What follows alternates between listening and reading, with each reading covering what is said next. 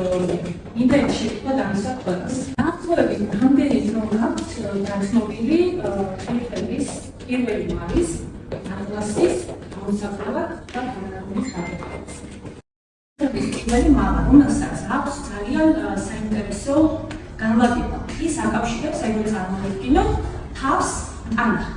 აი რაღაც გარდამავალი მალა და სასიცოცხლო მნიშვნელოვანი მონაკვეთია.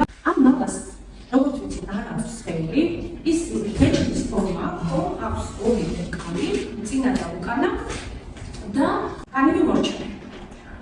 ის იწოდის 1 გრამს, მაგრამ უჭირავს დაახლოებით 1000 გრამი, ანუ 1 კილომდე. აქ ისეთი შესაძლებელი უნიკალური არსად სხვაგან სხვა მონაკვეთში თემაში არ არის ასეთი შესაძლებელი. აქ რა ხდება, რაზე უნდა გავამახვილოთ თქვენ ყურადღება, რომ ღერძი, აი ეს რაც არის აღმართული, ეს რა თქმა უნდა წარმოსახვით არის, მაგრამ ზუსტად ასე გადის ატლასზე და პირველ მამაზე, აი კალზე, სხეულის ცენტრალური ღერძი.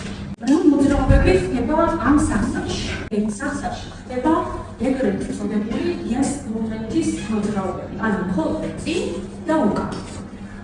თავს ადრიალებს პირველი მალა მეორე მალის, აი ამ დენსის გაშენება. აი ეს ძალიან მნიშვნელოვანია, რომ დავიწყოთ. კიდე რა ფუნქცია აქვს ახლა აი ამ ორ მალას.